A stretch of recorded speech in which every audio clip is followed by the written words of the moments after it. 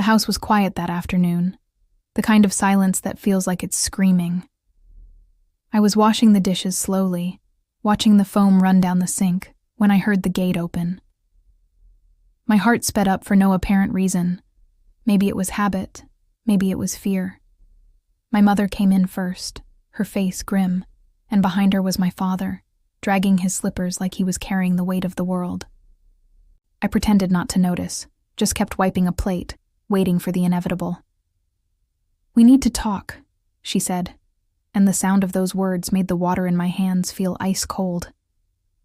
I dropped the cloth, took a deep breath, and turned around, trying to seem calm. "About what?" I asked.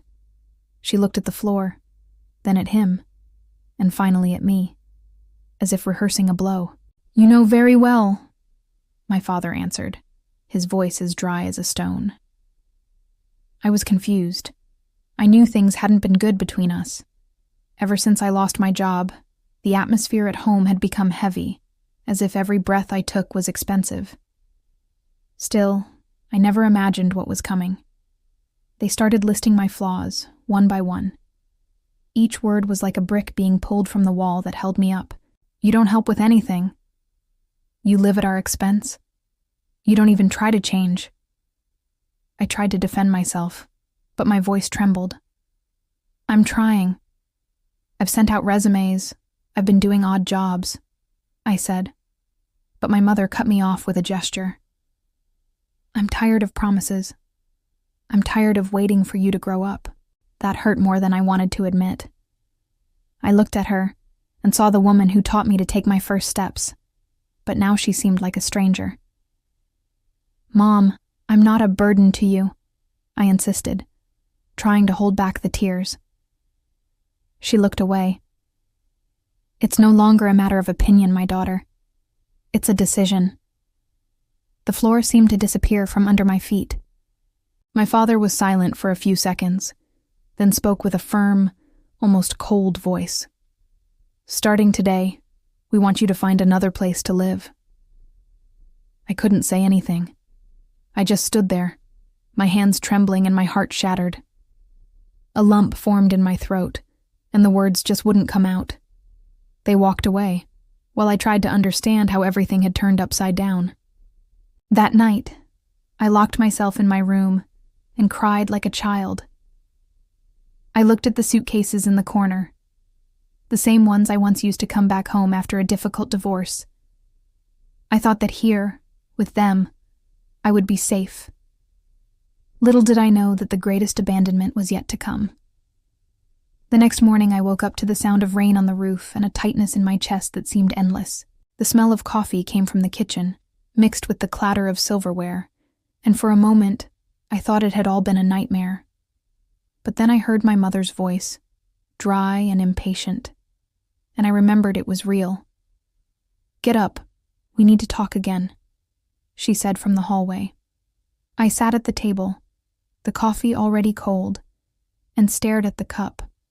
My father stood with his arms crossed, looking at me like I was a stranger.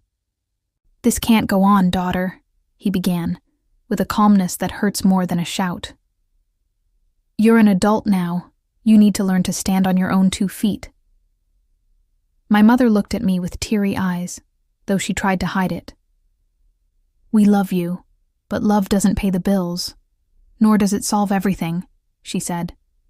And the way she said, "we love you," sounded empty, distant.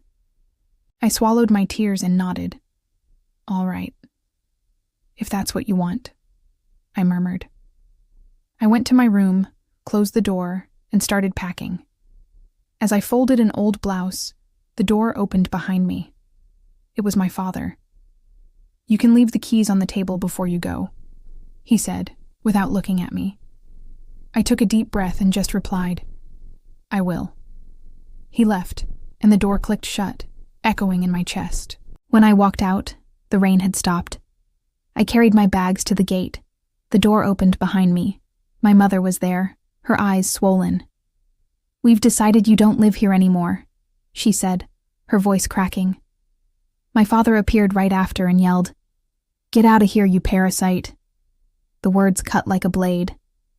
He slammed the door and I was left standing there, not knowing where to go. I stood for a while on the sidewalk, looking at the house where I had lived for so many years. The windows that once seemed welcoming now watched me coldly. I picked up my bags and started walking with no destination. The cold wind hit my face.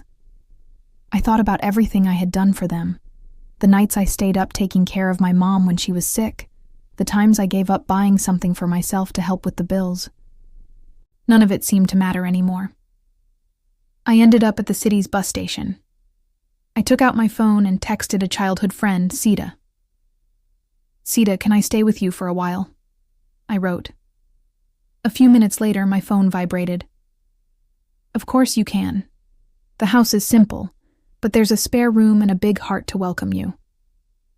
I read that and cried, not from sadness, but from relief. I took the first bus out. When I arrived at Sida's house, she greeted me with open arms. "Girl, what happened?" she asked. All I could manage to say was, "My family got tired of me." She looked at me tenderly and said, "Then now you'll get tired of the pain and start over." Those words echoed inside me. In the following days, I started helping her in the small bakery she had in her backyard. At first it was hard. I still cried in secret, feeling the emptiness of losing my ground. But work gave me back some dignity. I made bread, arranged the counter, and served customers with a shy smile. One morning, the phone rang. I answered, and on the other end, I heard my mother's trembling, desperate voice. "Daughter, come home. Please, we need you now." I stood in silence. Time seemed to stop. That request, coming from the person who had kicked me out, stirred something in me I couldn't explain. I took a deep breath, looked out the window and saw the sun beginning to shine after so many cloudy days. It was as if life was asking me what I wanted to do with all of this. And for the first time, I knew exactly what I would say. I held the phone, my heart racing. My mother's voice still echoed, weak, begging me to come back. "Daughter, please. Your father is very sick. We need you," she said between sobs. I closed my eyes for a moment. Part of me wanted to hang up and never look back. But another part,